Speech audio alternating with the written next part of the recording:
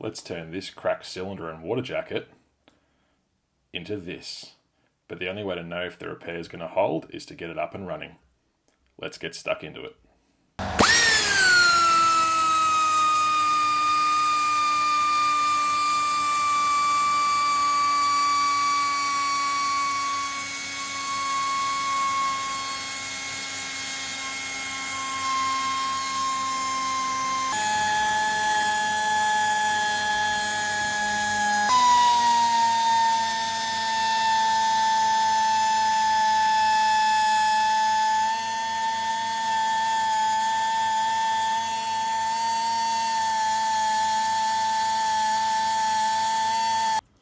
So I've just finished prepping all this area using that die grinder just to groove out or V out the areas that are going to have to be brazed. I'm going to clean up all these areas beside so we get some nice clean edges there. Also the other side where that crack was in there too. So I've just gone through and gouged all that out so that I can hopefully get enough heat into that and solder that off.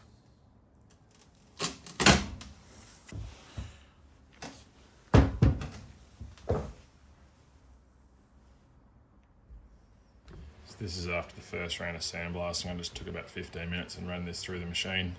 It's come pretty good. Spin this around. So it looks pretty good. There's been some sort of repair here at some stage as well. It's funny when you start sandblasting and taking coatings off, this is what happens, but there's also another little, tip that over, clean that out in there. I did notice, and I will look at it a bit more, it's a bit hard to see on camera, but down in there, I really hope that's not another crack. But I'll clean it up and have a look. So we're getting there. So I've buffed around the edge of the grooves, and I've also put in there some soldering flux, which you can see the flame just reacting green, just to ensure it's as clean as possible.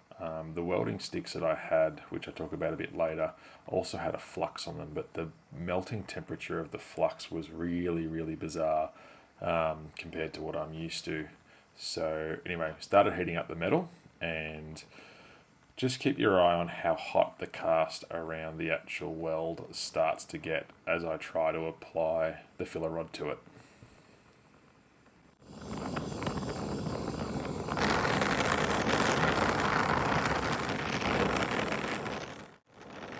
So I'm just trying to get as much heat as I can as possible into the surrounding areas of the weld, even into that extruded part where you bolt on the exhaust. As you can see, I'm heating just there.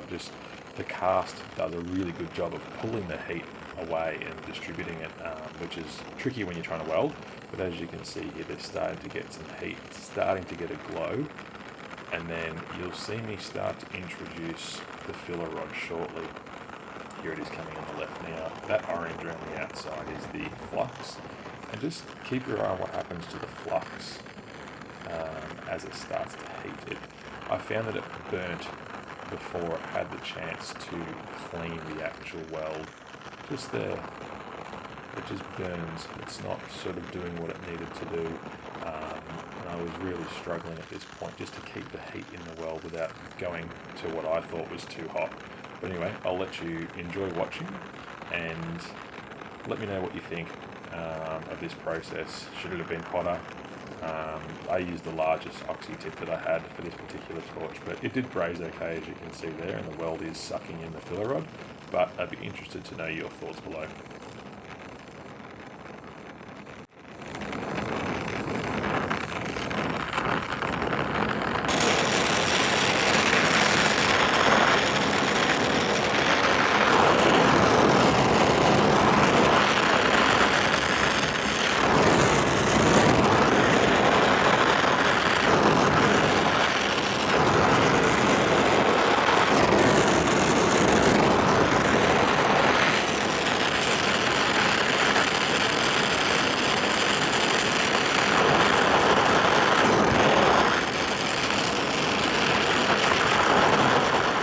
So I've let the cylinder cool down, and once it was handling temperature, I've put a skim coat of JB Weld, as you can see here, around the area that I've brazed on this side and also around the back side.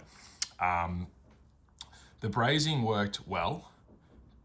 I've never brazed cast iron before, so it was a little bit tricky for me to, I guess, understand and anticipate the heat requirement for the application of the filler rod. I felt the flux just kept burning too early.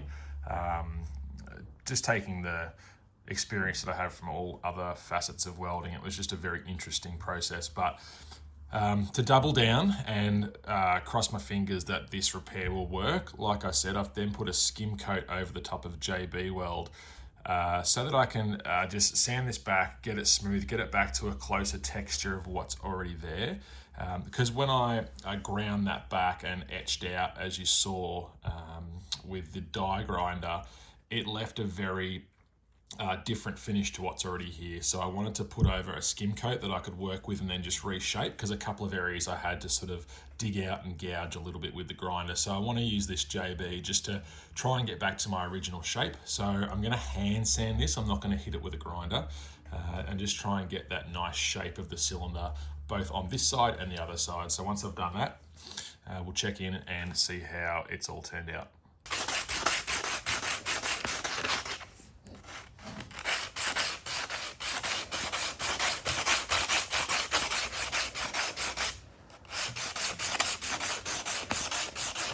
So I've spent a bit of time shaping this up on both sides. I've left it rough. I've hit it with about a 60 and then an 80 sandpaper.